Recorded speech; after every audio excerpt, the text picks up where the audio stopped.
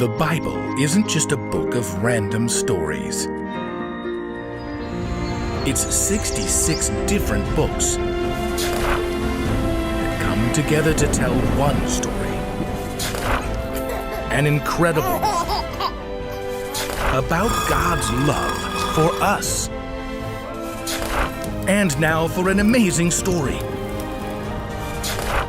Inspired by the Book of Ruth.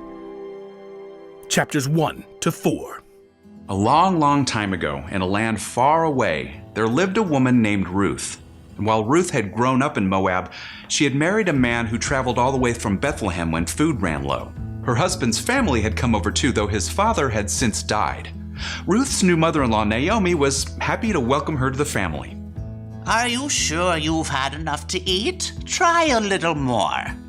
But Ruth's happily ever after quickly fell apart. In a short time, her brother-in-law died, and then her own husband. While Ruth was living near her own friends and family, she must have been worried about Naomi, who had lost both her husband and sons. She's all alone. She's got no family here but us.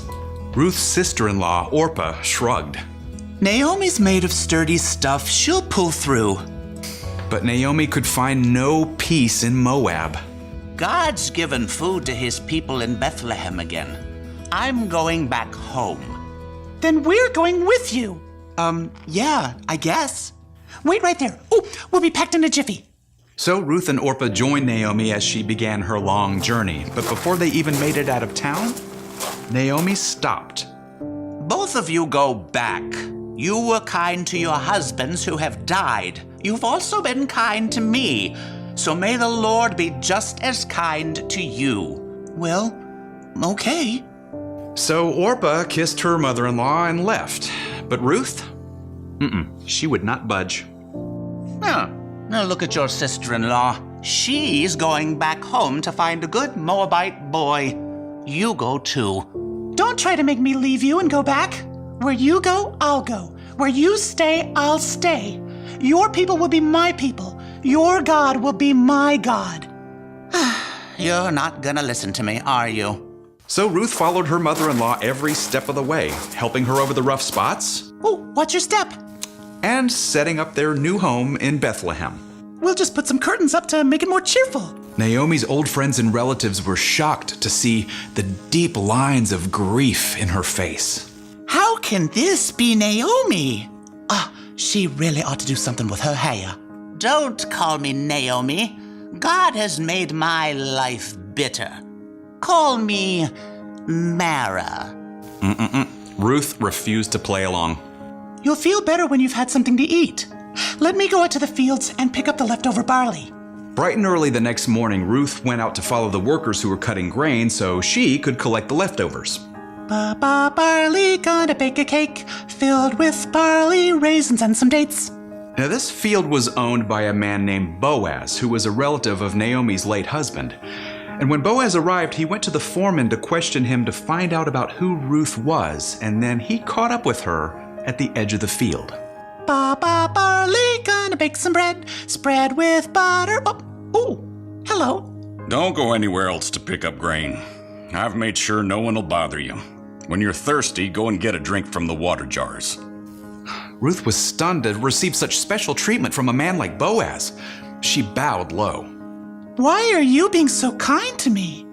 I'm from another country. I've heard about everything you've done for your mother-in-law. May the Lord reward you. At dinner time, Boaz offered Ruth a meal. He even made sure his workers left behind extra grain for her to gather. Barley, time to finish up. When Ruth carried home all the barley she had picked up, Naomi was surprised. May the one who helped you be blessed. Ruth continued to gather grain in Boaz's fields until the end of the harvest. Oh, my daughter, you've worked so hard. We need to find you a good home, a good Jewish boy to provide for you. So go to Boaz and do just as I tell you. Boaz and his workers were plenty busy at the threshing floor that evening, beating the sheaves to separate the grain from the straw. And all that hard work was followed up by plenty of good food. To an excellent barley harvest. Weary from all the day's work, Boaz lay down near the huge pile of grain and slept.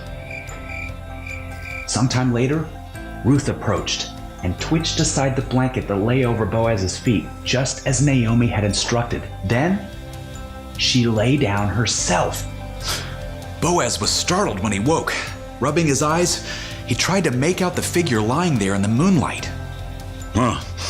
Who is it? It's me, Ruth. You're my family's protector. So please, take care of me. May the Lord bless you. Don't be afraid. I'll do just as you ask. Before Ruth left in the morning, Boaz gave her some of the newly threshed grain to take home to Naomi. Now, Jewish law required Boaz to check with another man, a closer relative, before he could fulfill his promise to Ruth. I'd like to buy the land that belonged to Naomi's husband. And marry Ruth, too. You go right ahead. Soon after, Boaz and Ruth were married. Naomi was delighted. I just knew you'd find a good Jewish boy. Now, I could do with a grandchild, too. Within a short time, God gave Ruth and Boaz a brand new baby boy. Everyone in town clustered around to meet the new child. We're calling him Obed. Ooh, Naomi, your daughter-in-law is better to you than 7 sons.